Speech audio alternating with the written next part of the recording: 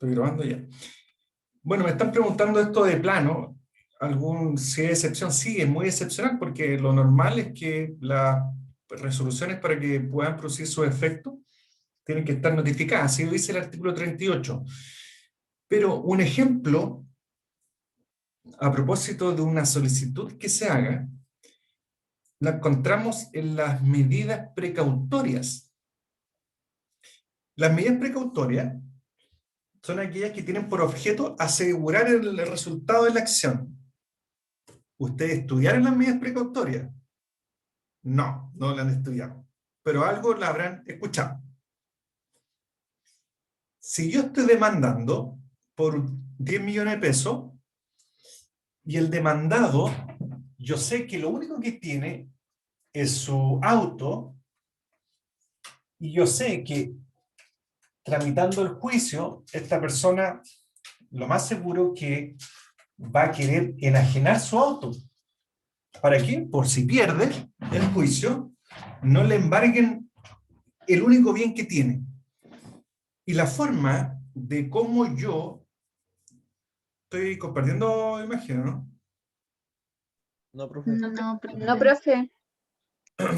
Y la única forma que yo tengo para asegurarme de que esta persona no vaya a enajenar su auto es pedir una medida precautoria. ¿Cuál? La del artículo 290, fíjense aquí estamos en las medidas precautorias. ¿Cuál? La más común, la número 4. La prohibición de celebrar actos o contratos sobre bienes determinados. Yo pido, a través de una solicitud por escrito, que se prohíba la celebración de actos de contrato sobre aquel auto que es de propiedad del demandado. ¿Ya? Estoy guardando la primera clase para que no se me pierda por ahí. Ya. ¿Y qué significa eso? Que, déjeme guardar esto mejor, si no después se va a perder esta grabación. Esta sería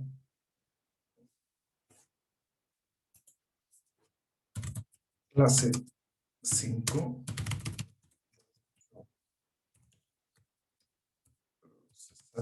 3. Sí.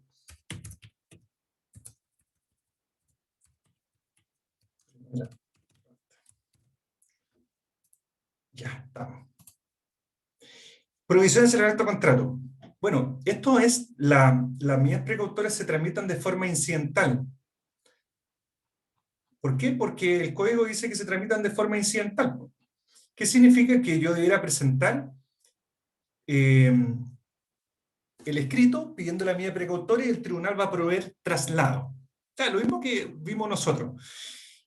Pero en casos muy excepcionales, la misma norma, el mismo Código de Procedimiento Civil que estamos viendo ahora, establece un caso muy excepcional en que permite decretar esta medida sin que se escuche la contraparte, es decir, sin notificarse a la contraparte. Pero tienen que haber razones graves para ello. Y aquí está, pues, si ustedes ven el artículo 302, dice, bueno, primero el 302 dice el incidente a que dé lugar estas medidas. O sea, te está dando a entender que si tú presentas el escrito pidiendo la medida precautoria, se tramitará incidental, es decir, traslado. Pero fíjense esto que dice acá, podrán, sin embargo, llevarse a efecto dichas medidas antes de notificarse a la persona contra quien se dicten. Es decir, el tribunal podría pronunciarse de plano. Y tiene una lógica que la ley permita pronunciarse de plano inmediatamente sin necesidad de notificar a la contraparte, porque así se asegura el demandante de que va a poder decretarse esta prohibición y se va a poder inscribir sin que el demandado tenga conocimiento de que se hizo esta solicitud. ¿Por qué?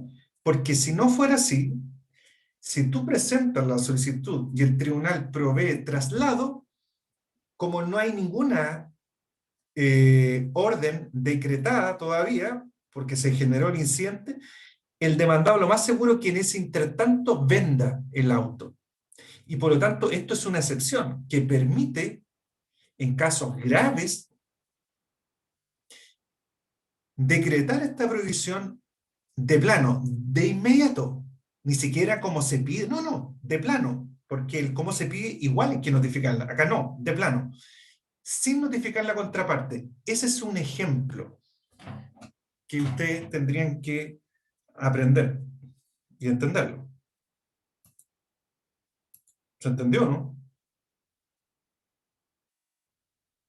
Sí, profesor. Yo al menos. Ya. Entonces, ahí uno podría, como para que alguien quisiera podría poner un ejemplo acá.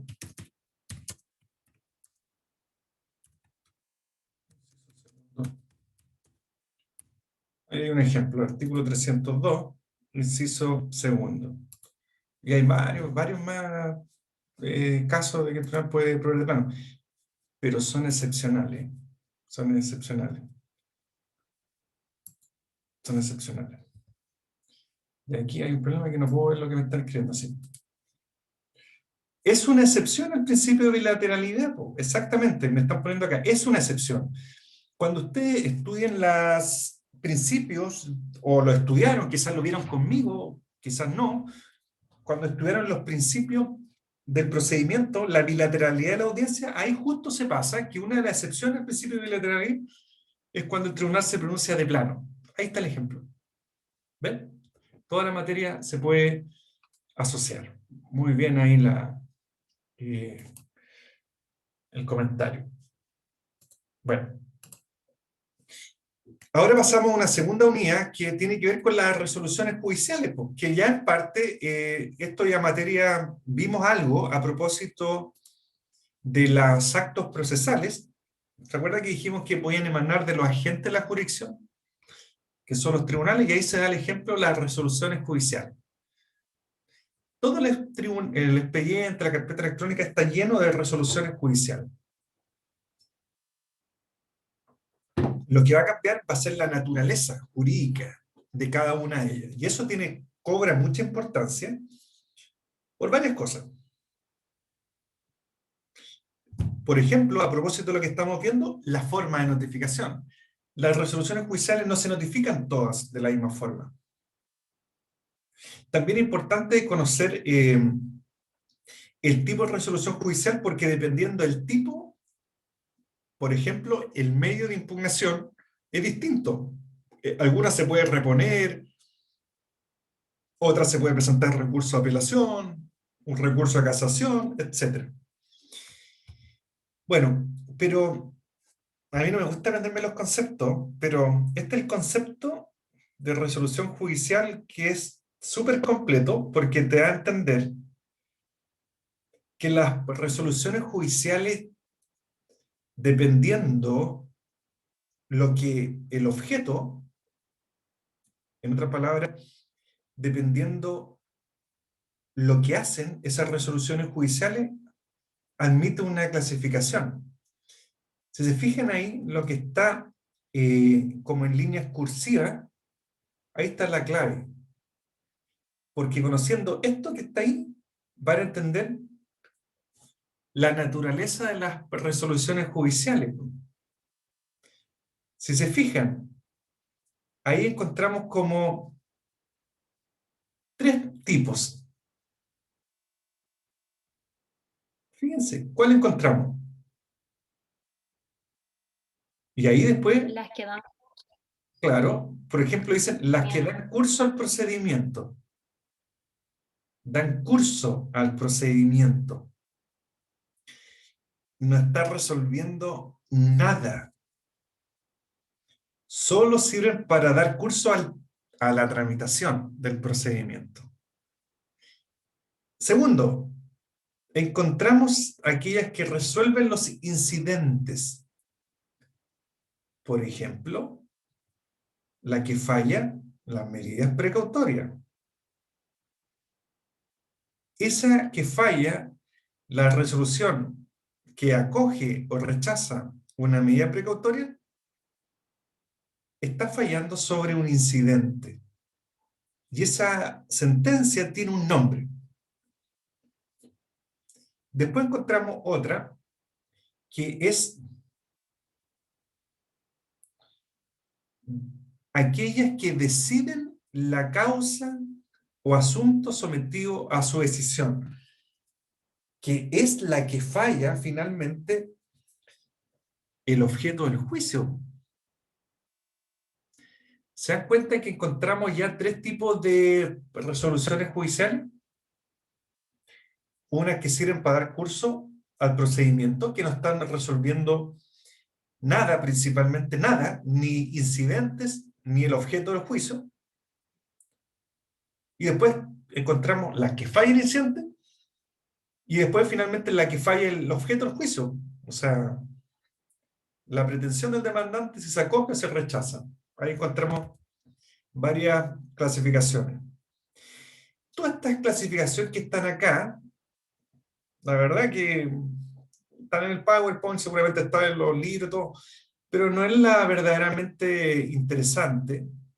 Sí, podríamos mencionar que en todo procedimiento hay asuntos contenciosos, no contenciosos, igual hay resoluciones judiciales. Se pueden dictar en todo tipo de procedimientos, hay sentencias chilenas, extranjeras, pero en la instancia, según la instancia, ahí sí que es interesante porque ustedes seguramente asocian el procedimiento desde el momento en que se presenta la demanda y se dicta la sentencia. Pero no olvidemos que eso es solamente la primera instancia. También hay segunda instancia, y en la segunda instancia igual se dictan resoluciones. O hay procedimientos de única instancia en que no hay apelación. Bueno, todo eso se dictan resoluciones. Y aquí yo le voy a dejar planteado que siempre los apuntes y de los profesores se parte con esta clasificación que tiene que ver con según el estado en que se encuentra esa resolución para su cumplimiento. Pero la verdad es que ustedes no van a poder entender esta clasificación si no conocen antes la gran clasificación, que son las que se refieren a eso que está aquí. Cuando sepan esta clasificación que está aquí, recién van a poder entender cuáles son las resoluciones o cómo se clasifican dependiendo del punto de vista de si se pueden cumplir o no. Porque si les hablo eso, ¿cómo les voy a hablar de cumplimiento si ni siquiera saben cuáles son las que se pueden cumplir? Porque la que se puede cumplir está en esta clasificación, en esta. Que esta es la clasificación, entre comillas, más importante, la número 7, según la naturaleza jurídica. Esta, que está la sentencia definitiva,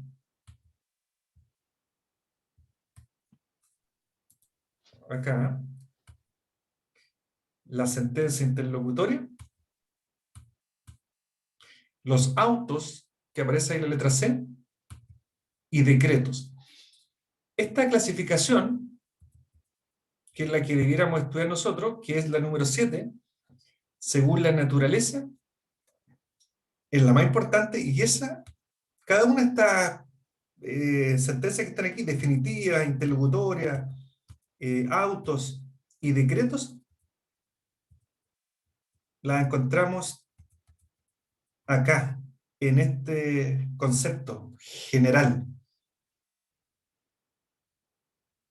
de las resoluciones judiciales. Miren, yo les puedo decir inmediatamente, aquellas que dan curso al procedimiento, decreto, resuelven los incidentes que se promuevan durante el juicio, interlocutoria de primera clase o de segunda clase o autos. Deciden la causa asunto sometido a su decisión, sentencia definitiva. Se fijan que aquí, solamente en el concepto, encontramos la gran clasificación en la que ustedes sí o sí se tienen que saber. Sentencias definitivas, sentencias interlocutorias que hay de dos clases, los autos y los decretos. Y una vez que tengamos eso claro, podemos entrar a analizar esto, la del cumplimiento. ¿Estamos? Yo creo que nos vamos a alcanzar. Y lo vamos a dejar para la próxima clase para empezar justo por esto de la número 7, que esa es la que verdaderamente interesa y después vamos a entrar a esto del cumplimiento. Ya, díganme, consultas, preguntas. Seguramente ustedes antes asociaban las resoluciones judiciales como que existía una sola resolución. Pues. No, está lleno.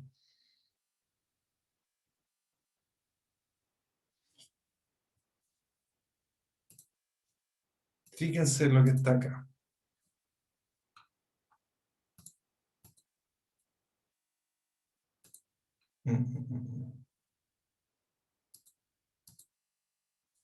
Ah, bueno, pero si uno abre aquí cualquier causa de las que están acá, se van a pillar en cada causa lleno de resoluciones judiciales. Lleno. En todas más, familia, civil. Y cada una, si uno abre, se va a pillar, por ejemplo, miren, 1, 2, 3, 4, 5. Frente a cada escrito una resolución, 6, sí, y así sucesivamente. Y yo les puedo dar un datito de todas estas resoluciones. Yo creo que si yo les pregunto cuál de todas estas que están ahí será la mayoría dentro del procedimiento. Yo creo que las que dan curso al procedimiento, que son los decretos, ¿no? Yo creo que las que se relacionan con los incidentes. Pero, ¿qué cree usted? En un procedimiento largo, imagínense un juicio ordinario, frente a cada escrito, el tribunal tiene que dictar resoluciones. ¿Usted cree que todos los escritos van a ser incidentes que se generan en el juicio? Si no, estaríamos enfermos, vueltos locos ahí con puro incidente en un juicio. O serán resoluciones de mero trámite, que en el fondo no resuelven nada, solamente están sirviendo para dar curso al procedimiento. Si yo veo aquí, yo les digo inmediatamente, exhorto, decreto, exhorto, decreto, téngase presente, decreto, téngase presente, decreto, téngase presente, decreto, reprogramar audiencia porque no compareció una parte, decreto, un escrito que cumple el ordenado, decreto, téngase presente, decreto, un escrito en que envían un oficio, decreto, una resolución que cita una audiencia preparatoria, decreto, se pide, se solicita el retiro del segundo 10%. Ahí uno podría tener la duda, porque ahí eso habría que analizarlo con más detención. Exhorto, decreto, reprogramar, decreto, exhorto, decreto, otra resolución, decreto, decreto, decreto, y así yo lo podría seguir. ¿Cuáles son la mayor cantidad de resoluciones? Para que no se lo olvide. Los decretos. Aquí Decreto. no veo ningún incidente. No veo ningún incidente. Y ningún incidente, por lo tanto, no hay ninguna sentencia interlocutoria. ¿Profesor? Aquí veamos, aquí, miren, a ver, aquí hay una liquidación de deuda, un escrito. Veamos qué es lo que provee el tribunal. Ah, no, no provee. Dígame. Y el retiro o sea, el segundo retiro del 10% no se puede entender como una, ¿cómo se llama? ¿Un incidente? Déjeme ver dónde está, que en alguna parte lo vi. Es que depende de qué provea el tribunal. Pues. Aquí, esto, solicita retención. Acá. ¿qué dice acá?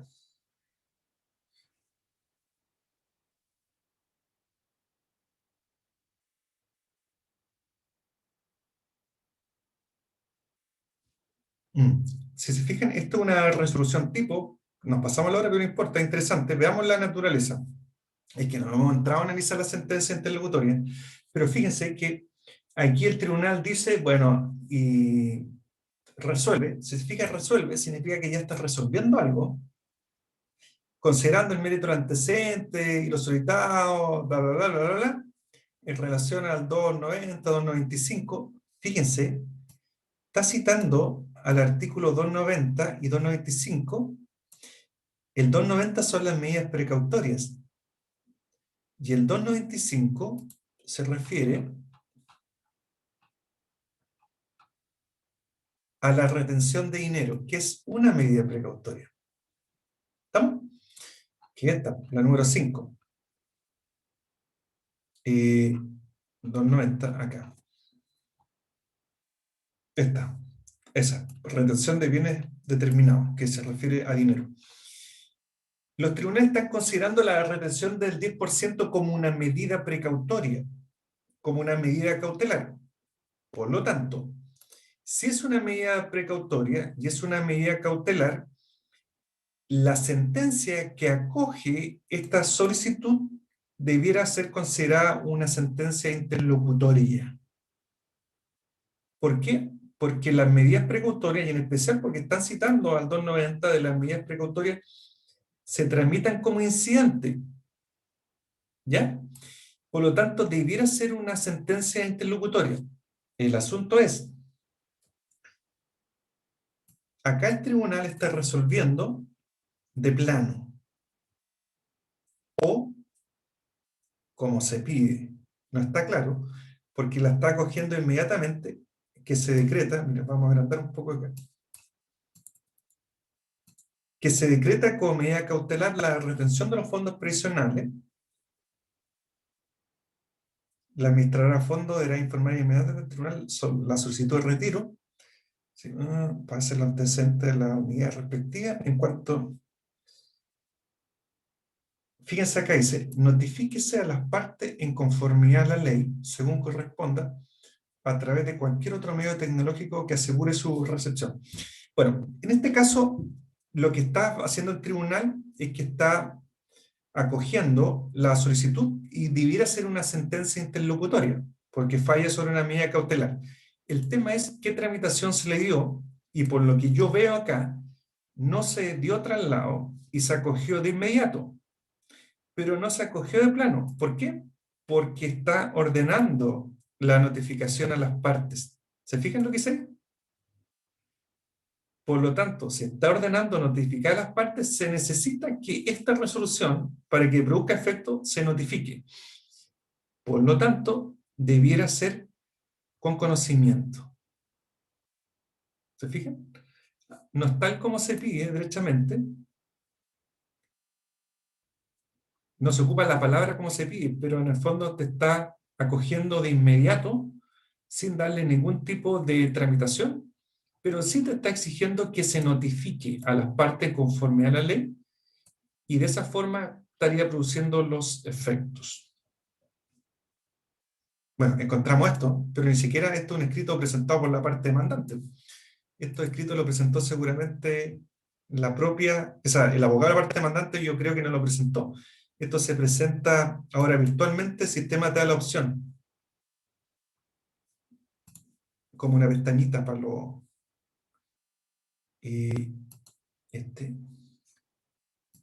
acá.